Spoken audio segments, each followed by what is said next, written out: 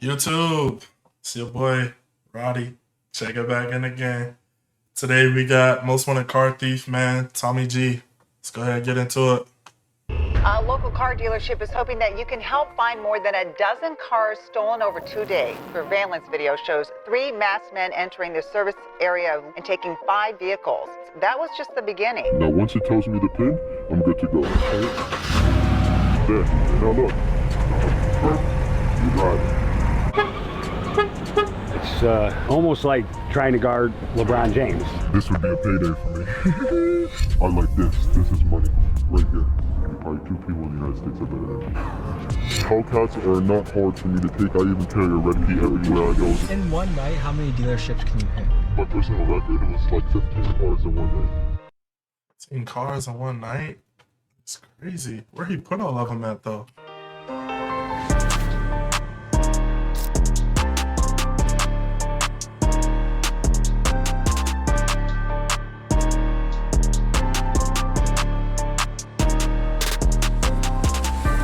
Respectfully, after meeting their employees, I know they're not going to chase me. So I would take that literally right out the lot and drive it out the lot and wave at them as I'm leaving.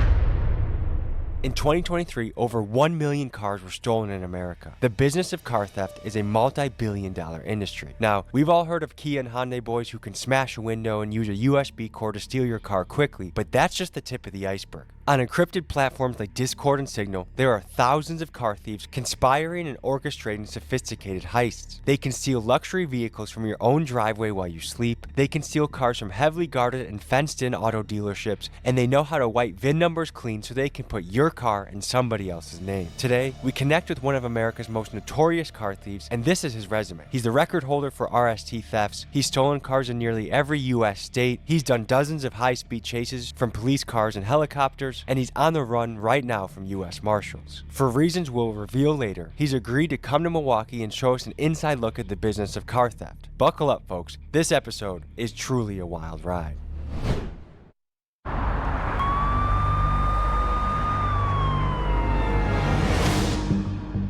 Given the nature of what Felix does for work, he wanted our first meeting to be in a private and secure location. So I sent him the coordinates for an abandoned building by my house and told him to meet me on the 2nd floor.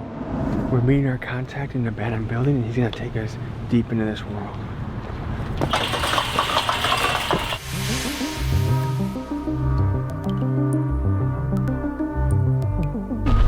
Sir, yeah, my school gift. How you doing? Very. You're not the guy we're supposed to be meeting, are you? Okay. Yeah. We gotta see if it's legit, but the stuff he says he gets into is real deal heist, real deal theft, real deal moving cars, moving units. They moving that joint out like a convoy. What is that? 5 cars? 5 ranges coming out? And hitting dealerships, which to me sounds like an insane job. But he said 2nd floor on the right. This is kind of an interesting meeting spot. Felix? What's happening? Good to meet you. This is your normal type of meeting spot? Mm-hmm. So nice and secluded, place where we can hang out, talk a little bit. Okay, what is it that you get into? Anything taking cars. Luxury, can be basic cars, but of course I like the more expensive the better. Are we talking dealerships, driveways, parked cars? All of the above, but my preferred dealerships, of course, all day they're easier to get, but I can take a car from anywhere, anybody's yard, their driveway, garage, wherever, it doesn't matter to me, to be honest. Is that a stressful job? Sometimes when you have a lot of close calls, but I think for the most part, no. I'm used to it now. I've been in there for a little bit. I know how to move and get away, so as long as I have, all the tools available to me to make it home, I'm pretty confident in what I do. What is it you got there? This is a little device, a little Chinese device that's used basically for everything taking cars. Of course, I got nicer devices than this, but this is basically just a basic one. Can that take my car? I got a 2017 Chevy Cruze. On the list, so we go try it. Let's go take it. Okay, before we put my car to the test, let's talk a little bit more. I want to get to know you. It would seem to me that you gotta live in a world of secrecy. 100%. I mean, secrecy is everything, and if somebody knows who you are, basically they have everything about you, so keeping myself secure and not letting people know who I am is like priority in this, because this, is not just Kia boy stuff. This is taking millions of dollars in cars from certain places. Somebody's going to get upset. How did you get into it? just by chance, you know, I ran into a group of people online that were selling cars no titles, and I figured it out pretty quick that these aren't legal cars, and bought my first tablet like this, spent my money, and here I am. I can count on my hands the people that are probably maybe close to me or maybe a little bit better than me. Only probably 2 people in the United States are better than me.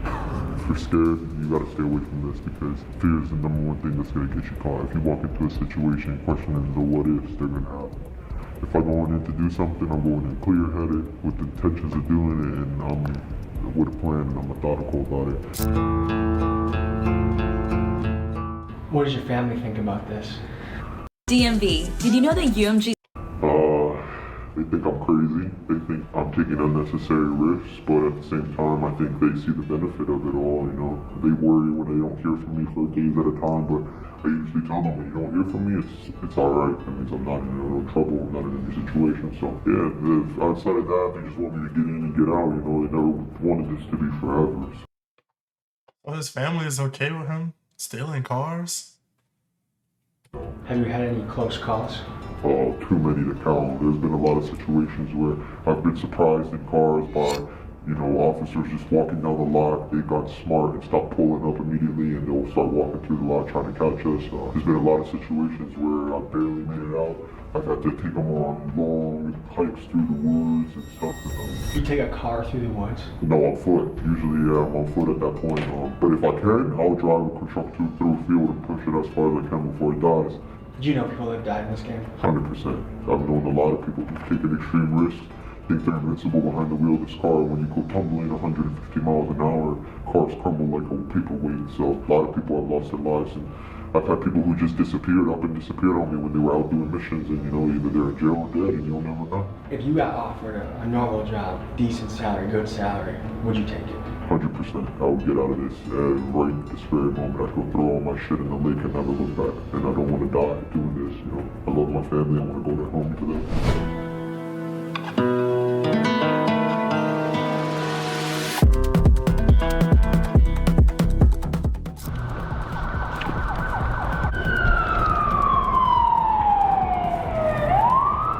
So that didn't get your blood going at all? No.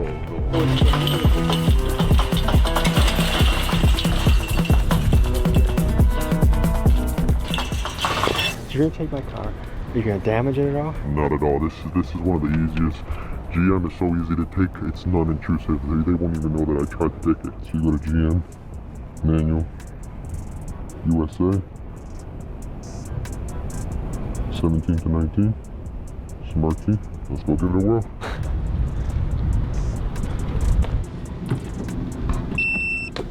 The light means you're ready to work.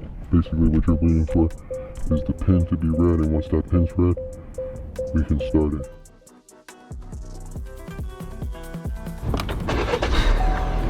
And that's it.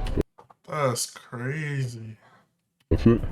And you see your car even's letting you know, yo, your theft deterrent system's going off. But the car is so broken that we can just take it. And now we're in business. Now we can take this and ride around the city and we'll get some more cars.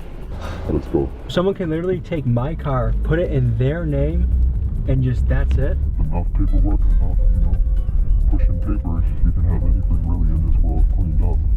And I'm so confident. For the most part, I'm not even using gloves when I'm doing this. What? I'm just driving around normal.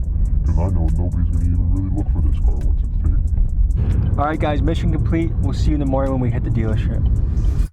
A car dealer in Wisconsin was kind enough to let us come into his dealership and let Felix the car thief show us how he does his heists. The dealer's name is Dan Kunez of the Kunez Auto Group, and over the last couple years, car theft has negatively impacted his business. Felix conveyed that he was trying to get out of the car theft business, so we thought meeting with Dan could both be an audition for a potential security job of stopping other car thieves and a way for Felix to consult Dan on how to improve security at his lots. And Dan, being a Christian man who believes in giving people a chance, agreed to let Felix in, even though it was a risky idea. This is what happened when car thief met car dealership owner.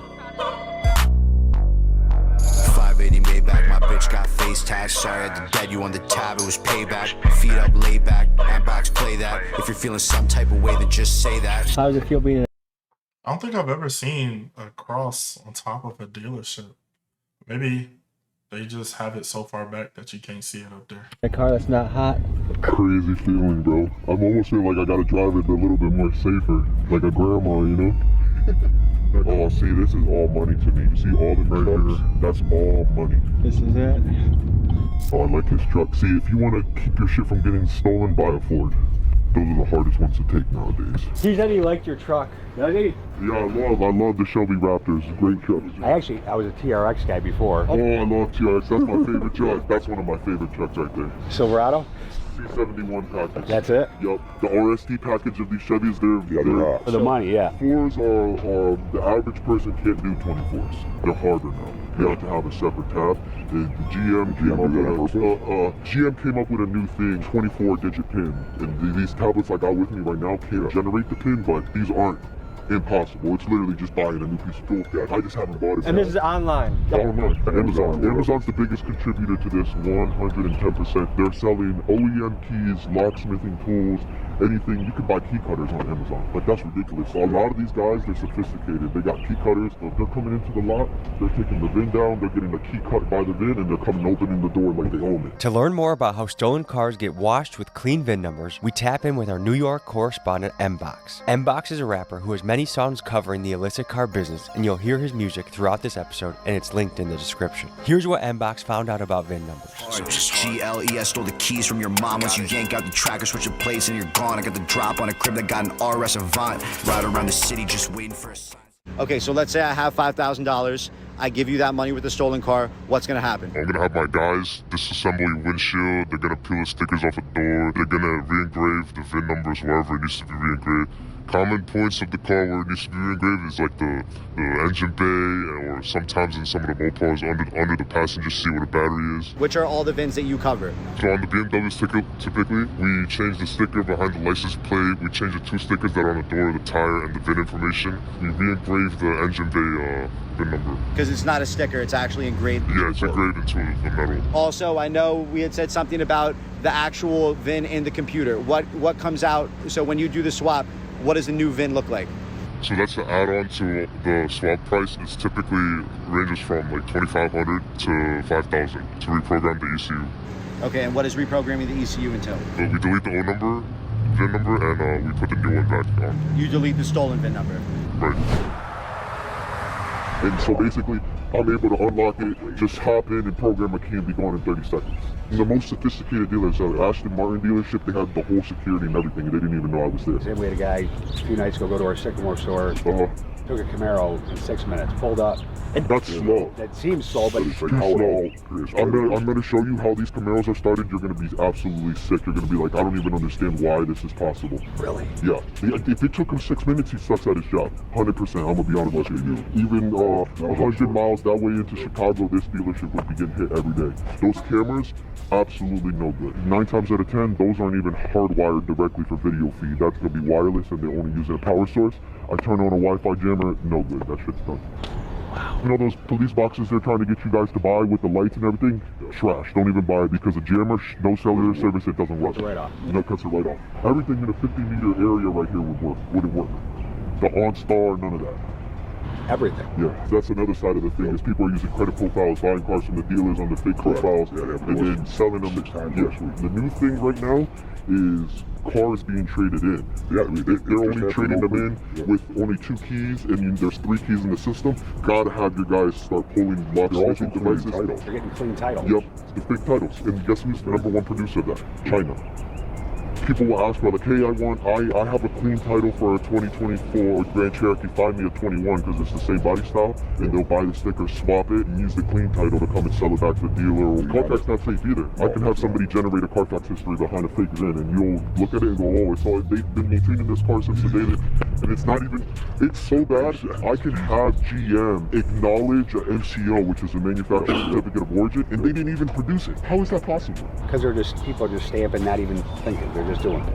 And they're contributing to a multi-million-dollar fraud scheme that doesn't just end at stolen cars. It goes into everything. Credit cards, human trafficking, theft, burglary. A lot of these 1500s, these are being used as rammers. These are just being used to take other more expensive cars or to take down store buildings, you know, to go into Prada, everything.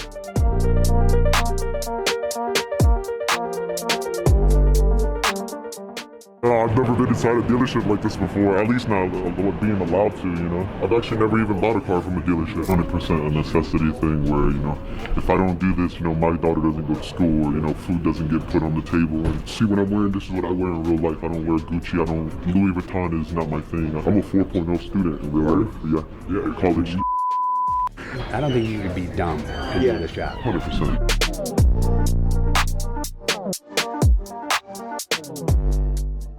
I'm not going to need this because it's all GM, but if I need an Escalade or I want a Charger, if it's 2500 Dodge truck, I'll even take a Honda Civic if it's worth enough to me. This is a universal. It's in the shape of a Dodge key, but this is a universal key. How you can tell is it has no car figure in. So I either have a car or have an SUV. So I can take this and generate this with my tab and make this a 2023 Honda Civic key. I plug up into the Honda Civic and the car will think this is a OEM key and let me start it. I'll show up with 3 or 4 guys and take all these at the same time and drive them out. And it's worse that he has them right here. This is like, and there's no camera.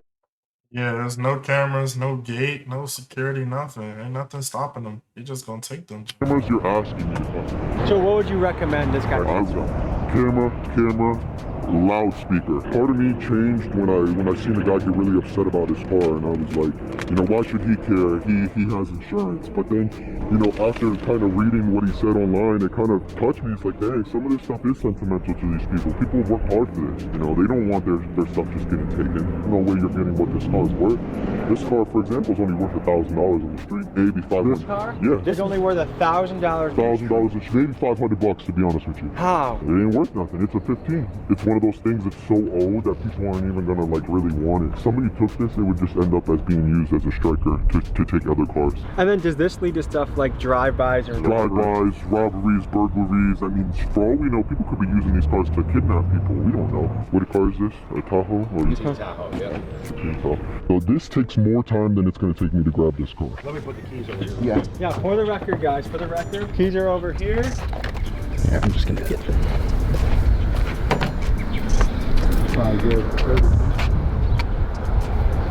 You wait for the blue light. When it's blue, it means you're ready to work. So you see how it's blue?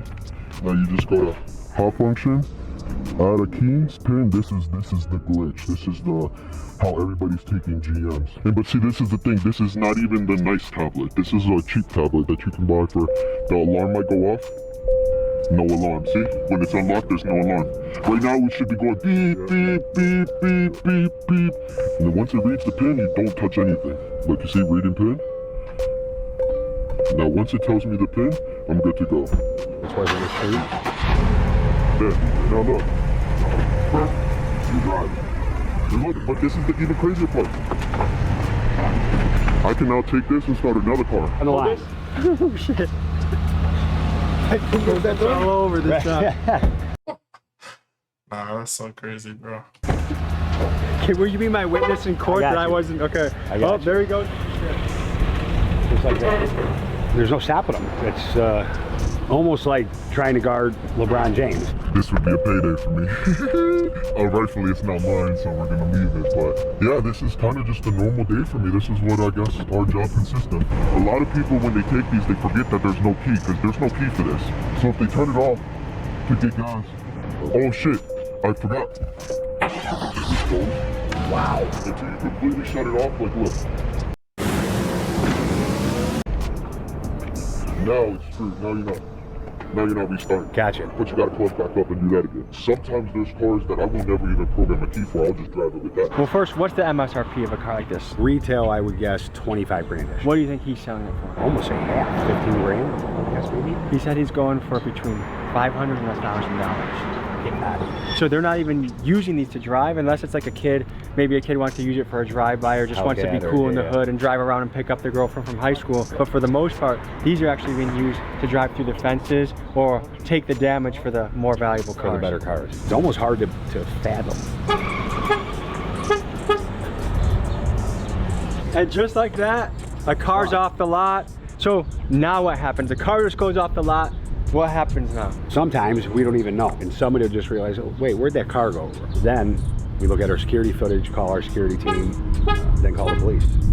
Our recovery rate is not great getting them back. Some of the Hellcats and stuff, yes, but there's some stuff we never see again. Who takes the hit on this? Hopefully, the insurance company. From a dealership standpoint, it's cost us more than $500,000. They still Hellcat. Insurance is $100 grand. If we recover it, then we only get 60% of the value from the insurance company, so call it 60 grand. If you recover the stolen vehicle? If we recover the stolen vehicle, yep. And if we don't, then hopefully insurance covers it, but our premiums have almost doubled since all this.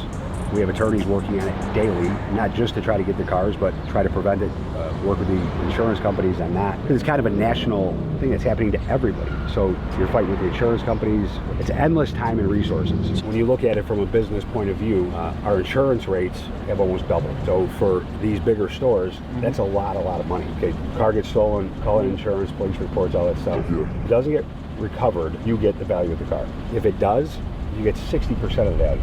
So if it's smashed, this, that. They're damaging the electrical system to tear out any trackers. When you talk to car thieves, it's a common thought process that what they are doing is largely a victimless crime because, well, the insurance companies will pay for it anyways. To see if this is true, we spoke to Muhammad, a Milwaukee insurance agent, to see how car theft impacts the common man. I would say that majority of Milwaukee consumers have seen a rate increase, and it is due into factor of, stolen vehicles, theft on personal property, mainly just overall the inflation of the vehicle. So again, it all ties into a part. I've known friends and family who've had their vehicles stolen. I've personally had my vehicle broken into multiple times in certain parts of the town. It's not something you really want to deal with on a day-to-day basis. It kind of ruins your day, ruins your week. But it's unfortunately the life that we live in. Of the aftermath, if their car gets stolen, and they can't make ends meet, they can't get to work, they can't take their kids to school. That's a lot of stress for a person to kind of deal with. If you're getting evicted, again, you have rent that's got to get paid. You have bills that need to get paid. Primarily, that vehicle was your means of getting to from point A to point B. Theft and vandalism and cars being stolen, that affects the whole community as a whole. And I'll tell you this, 110%, they are not fingerprinting these cars when they're recovering. They are not even attempting to figure out who took them. If they're not catching them in the moment, it's one of those things, let it go. A lot of officers just give up. They'll see me going past them 140 and they pull out and then just pull right over because they're like, what's the point? I'm going to lose my job if I even chase them. This car thing really took off during the pandemic. Everybody was bored and, Hellcats are not hard for me to take. I even carry a red key everywhere I go just so I can get all the HP of the car. But if I don't, I got regulars. Like I just got them. And my biggest, no, I can get these. The thing is, I can get these from the company. But they're selling it to me without a license. To me, I don't understand how that's possible. Even the stuff we have to provide. Yeah, I definitely bought a red key off of Amazon. For my Chrysler. So yeah, he's not lying. To them. Yeah. Proof of ownership, copies of title. I've never been asked that. This tablet is literally registered to an address in North Korea, and the company lets it. North Korea? Yes. Kim Jong-un in on this or what? I mean, you can make the address 123 suck my and taking it. Father's Day, I caught a guy, he was eating crabs, and I felt bad about it. That's why I stepped away from the key thing, because I'm like, we're crossing a line here now, because obviously in a lot of people's mentality, it's the dealership's not suffering. Screw the man, but to me, I understand the consequences of it all. And see, the other thing is, I didn't even bring the other device. There's a device that somebody gifted it to me. He sent it to me from free. It's a $3,000 device. I can take any Toyota or Lexus through the headlights. If you start noticing your vehicles are being damaged and they're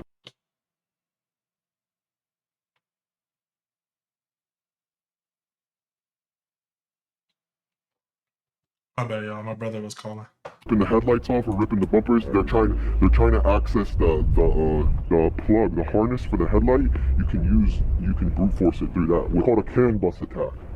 Some guy just gave it to you? Yeah, he gifted it to me. How much money do you stand to make in a year? And I could make $10,000 a month, but scheme in which it's not worth it whatsoever. If I could walk away from all this and be in a position to where I'm making even just a regular average salary, that's beautiful to me. I go home to my daughter every night, hug her and kiss her, and never think about this again. Most people, they're buying them and then they're sitting on them. They're ordering the stickers, the titles, cleaning them up, and then either they're sending them to other countries or they're sending them back to Carvana. That's the big move right now. Carvana. CarMax. But basically, you're putting your life at risk right now for between 80 and 120K a year? A year, really. Felix was not done stealing cars. He wanted to get some more action. So we headed to another dealership with more selection to see what he could do. Here's what he stole next.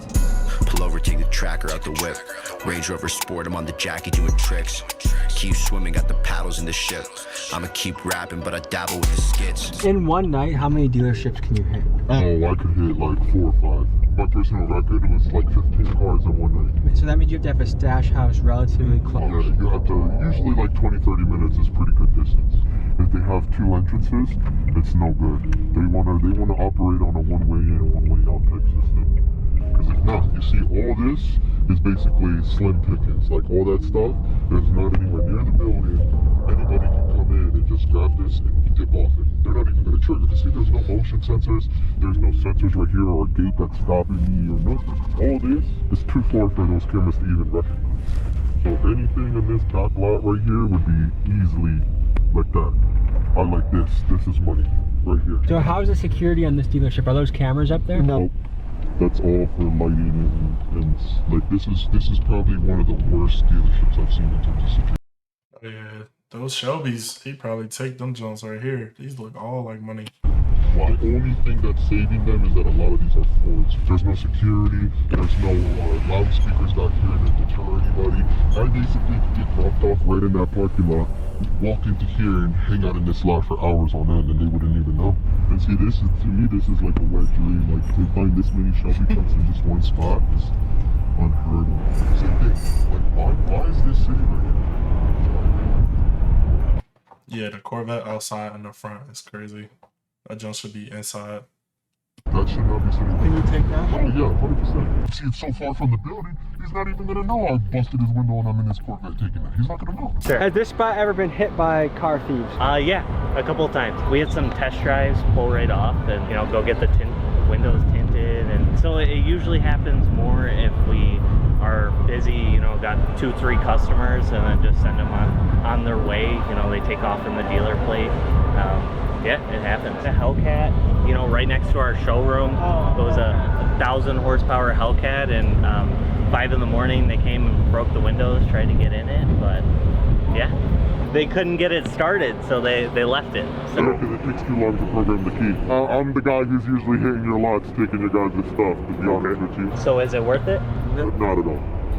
But it's a cycle, what can I say? I'm basically somebody addicted to fentanyl, except I got more comprehension of what I'm doing. You know, it's good people trying to cope with things, or trying to provide, or trying to do different things. And I would venture to say that this is almost an addict mindset. It's some of it's adrenaline, some of it's they don't feel like there's any other way. It's easy to some people. A lot of it's addiction for whatever they're doing it for. You know, I carry every key. Yeah, it's that adrenaline high that they like, that feeling of almost getting caught but not getting caught. Like, if that would have been me taking that Hellcat would have been gone. And they would have never seen it. Those were rookies. Okay. Just to be honest with you. I could take anything in this lot if I want to, if I really want to. Hey, I don't know if y'all noticed, but he's low-key bragging about everybody. He's talking about some, those are low-key rookies. But if it was me, it would have been gone. You would have never seen it again.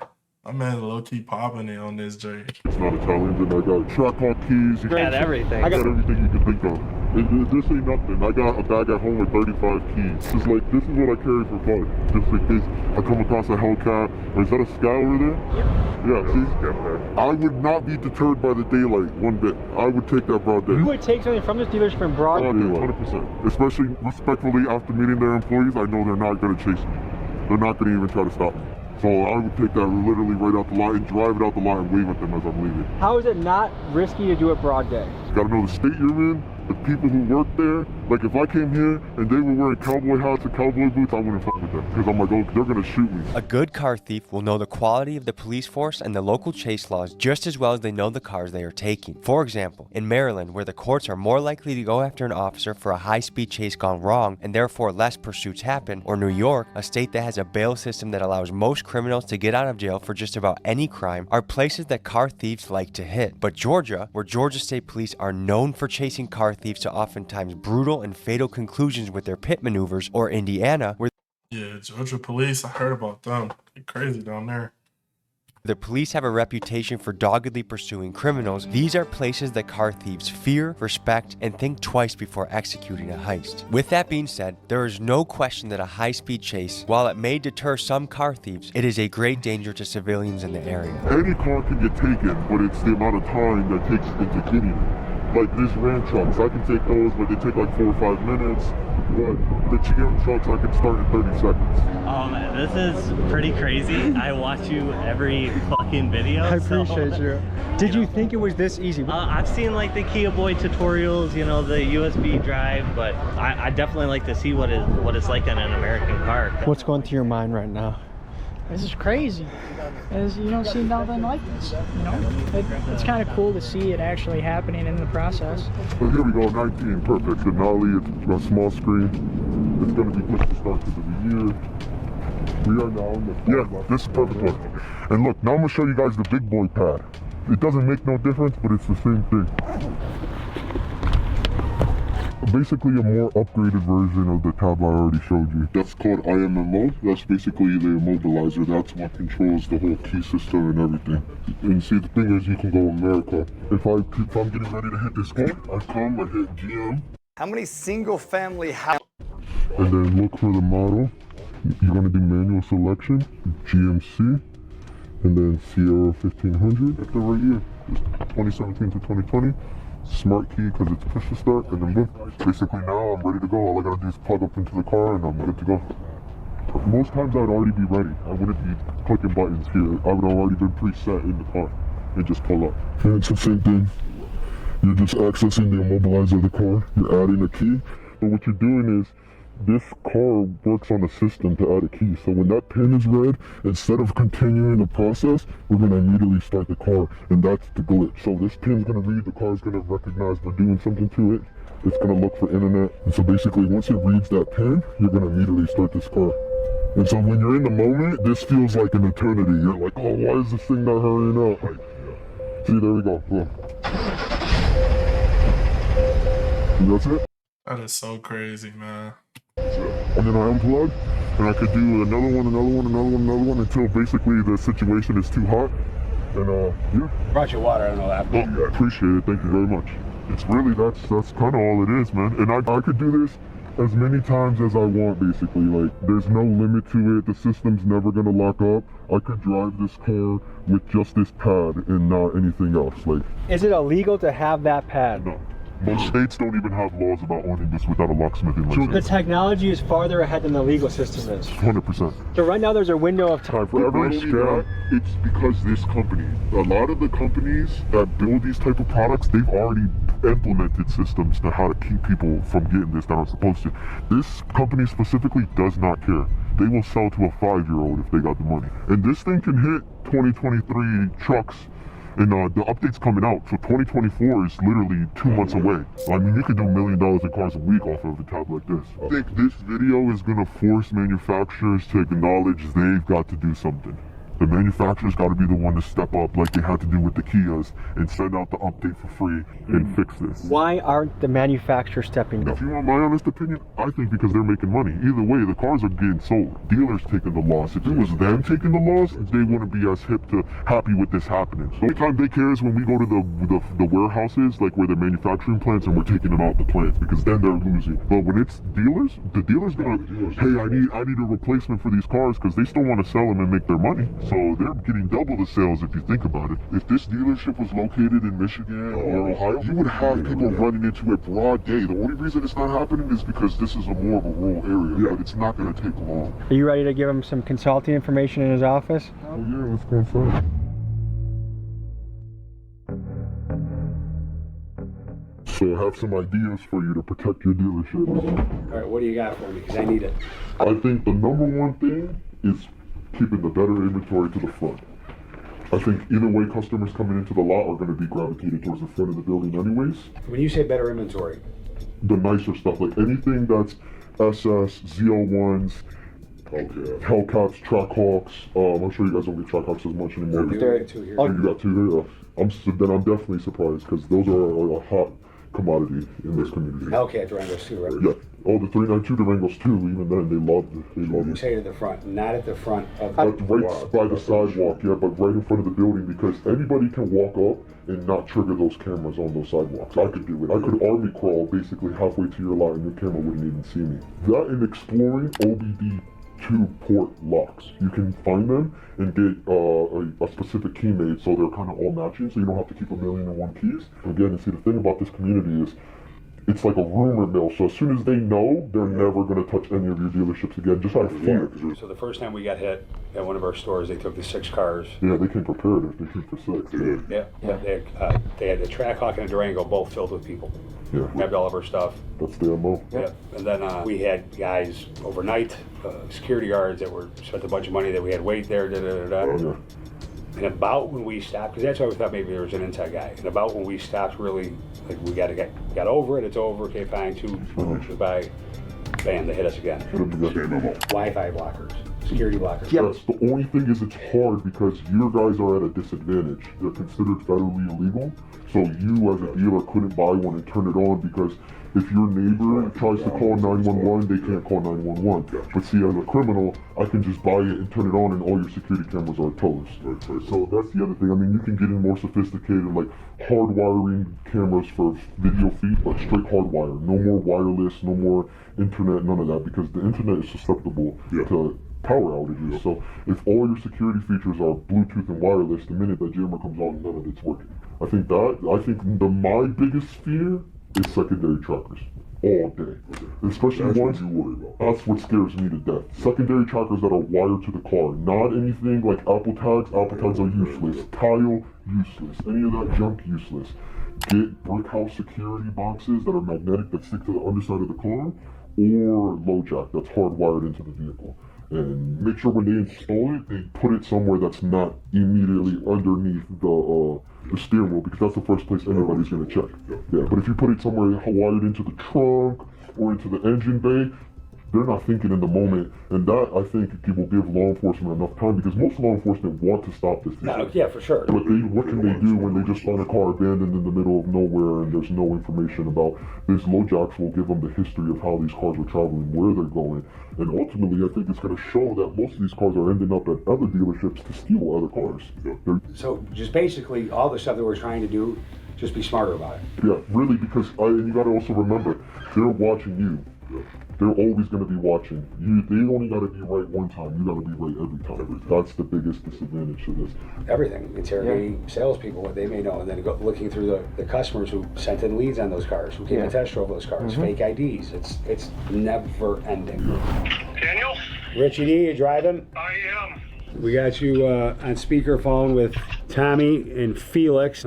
He's been super helpful thus far. I explained who you guys were, or who you were for us. We've gone over all the questions that you've had. We've gone over, he's showed how they steal a bunch of different kind of cars. We've got a lot of good stuff, and he's been more than helpful. So I just don't know if there's anything else that you may want to ask him, or because it's a cat and mouse game is what it really is. It's every time we figure out what they're doing or what anybody's doing to steal it, we try to change things up. How are they getting the inside information of what we're doing? Manufacturer, they're the number one guilty of this. They're literally, basically their owner manuals are how-to guide how to remove OnStar. Every year an owner manual will come out. If I'm second guessing myself about GPS technology, I'm looking at the owner's manual, or I'm researching online about the car. I've noticed recently, instead of going to like the Hellcats, the Chargers, Challengers, Durangos, all that stuff, I've seen a lot of Camaros. It's because I can take a Camaro without having to use a bypass. Are you familiar with how Mopars are taken? We have to tear out the glove compartment and then pull the carpet, and it gives us access to something called the Star Brute Force bypass. And so on Mopar, you need to use a bypass. Most kids don't know how to do it. A Camaro or Corvette, it can just be plugged into the OBD2 and started like that. Like if you were here, I could show you basically how easy GM is to, we call it glitching. What are they doing with most of these vehicles? Are they re-vinning them? Yeah, it's usually re-vans, and we call them fake t-shirts. They're called fake t-shirts. Or you call them t-shirts. If somebody's saying, oh, I got the stickers in a t-shirt done, it means they did the stickers in the title for the car. What they're doing is they're selling them on Facebook Marketplace to unsuspecting people who are buying them, thinking the titles are good. They're going to register them, and then it's coming back janky, you know, either a week later, a month later, who knows. But somebody's getting screwed in the process, you know. Thanks for coming out, talking to Danny and everything. I really appreciate it. Yeah, for sure.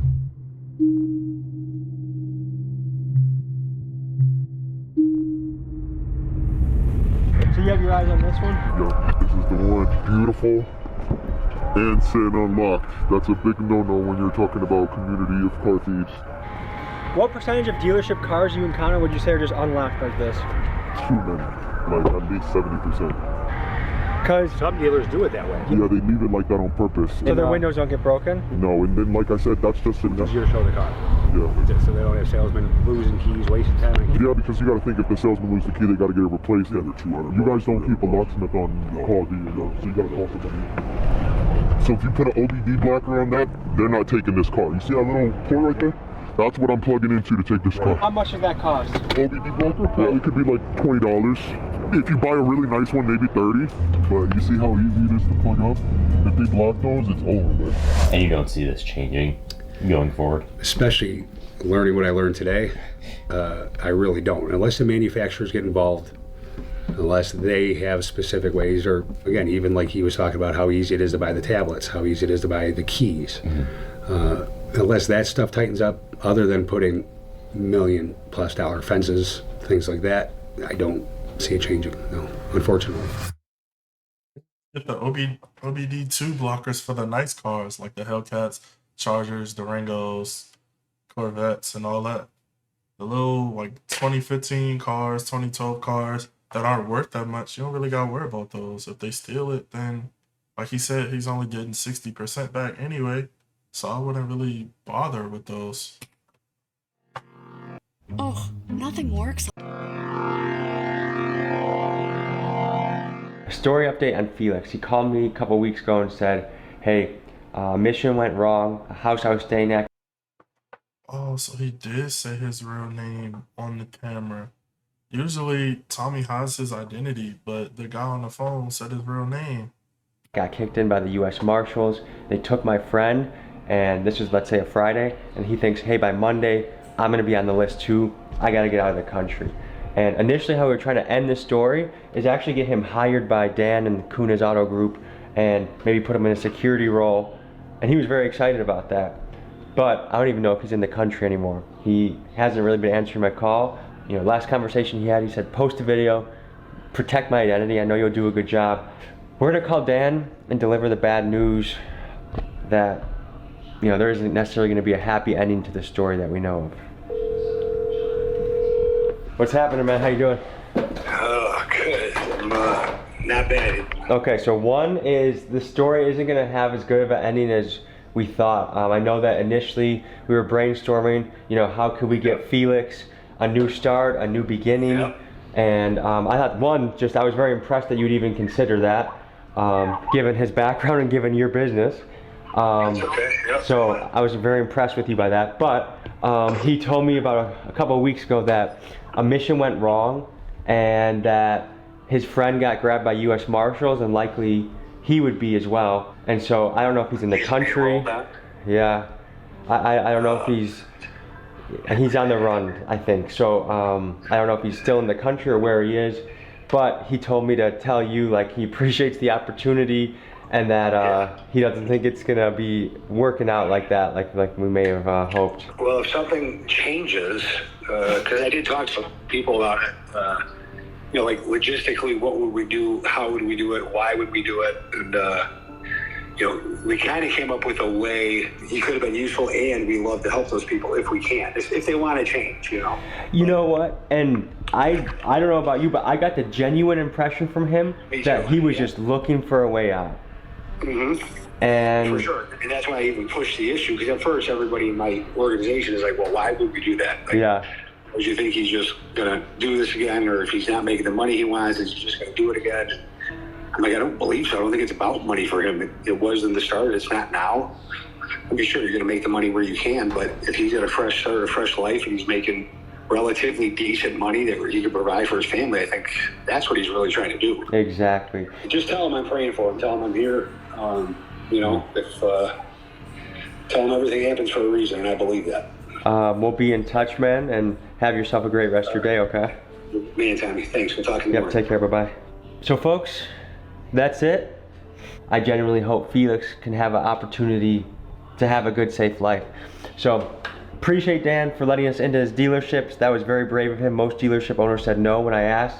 And I appreciate Felix for coming out here to show us that, because that was a great risk to himself. So I hope you learned a lot. I hope you were entertained. I'll see you guys next week. Hey, W video Tommy. Tommy always comes with the fire videos, man. I appreciate that. Always learn something new from him. But man, if you enjoyed this video, make sure y'all like it, give it a thumbs up, comment underneath. Until next time, clogging out. Catch y'all on the next one, man.